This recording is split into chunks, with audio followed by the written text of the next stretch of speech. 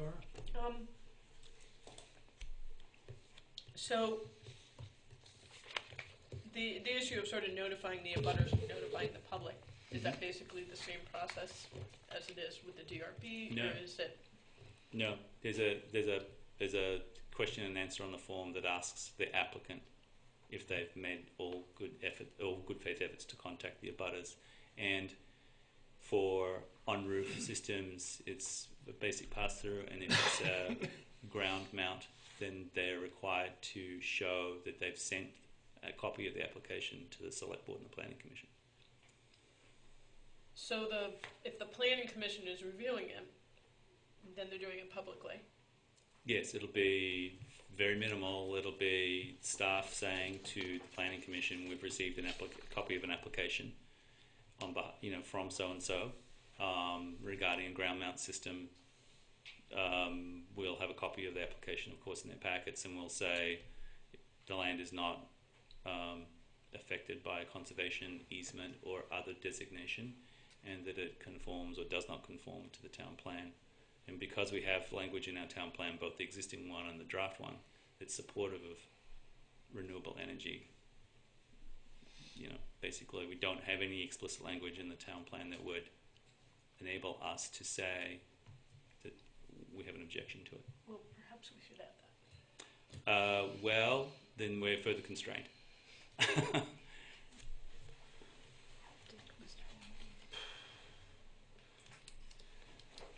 John Liberty, 3rd District.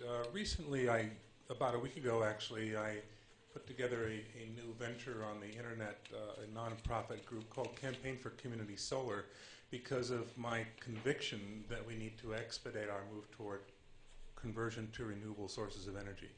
I want to point out that the state of Vermont is of the same frame of mind. They have already ruled that photovoltaic systems are exempt from Act 250, for example, and there are all kinds of federal and state incentives that have been set up for the initiation of new enterprises by way of renewable energy.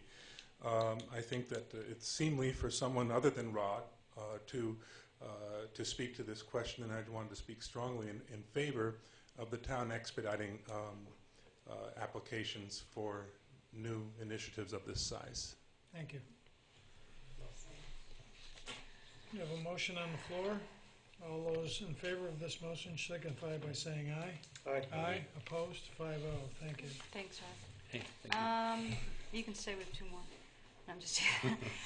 Board's asked to approve the name Butterfly Lane for the private drive off of Elliott Terrace. I move to approve the name of Butterfly Lane for the private drive off of Elliott Terrace. Further discussion? Seeing none, all those in favor signify by saying aye. Aye. Opposed? 5-0. Thank you.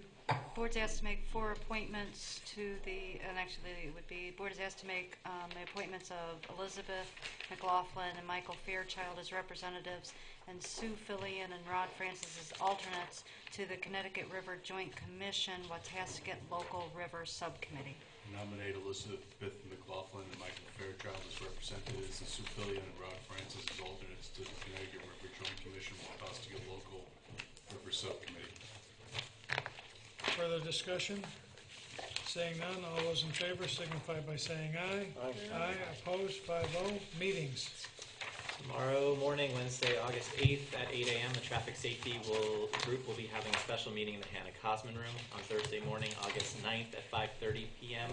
That's where we're having our committee orientation for new committee members, current committee members, committee chairs, department heads, select board members in the Marlboro College Graduate Center in room 2 East. On Friday, the 10th, this Friday at 10 a.m., the ADA Advisory Committee will be meeting in the Marlboro College Graduate Center in the BCIL Conference Room.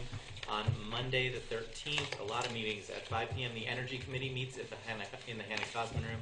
At 6 p.m., the Planning Commission meets here in the Select Board Meeting Room. Also at 6 p.m., the Rec and Parks Board will be meeting in the Gibson-Aiken Center. Tuesday the 14th at 4:30 p.m., the Finance Committee will be meeting in the Hannah Cosman Room. Also at 4:30, the Wastewater Treatment Plant Upgrade Oversight Committee will be meeting here in the Select Board Meeting Room. At 6 p.m., the West River Park Committee will be meeting in the Gibson-Aiken Center Room. And at 7 p.m., the Tree Advisory Committee will be meeting in the Hannah Cosman Meeting Room.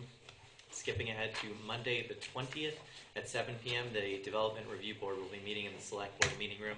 On Tuesday the 21st, the Town Arts Committee will be meeting at 4 p.m. in the Hannah Cosman Room.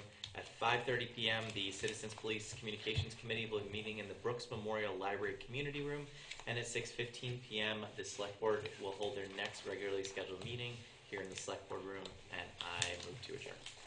All those in favor signify by saying aye. Aye. Opposed, 5-0. Thank you, BCTV. Thank you, press, and thank you, board members, for a very spirited meeting tonight. Always good when they're like that.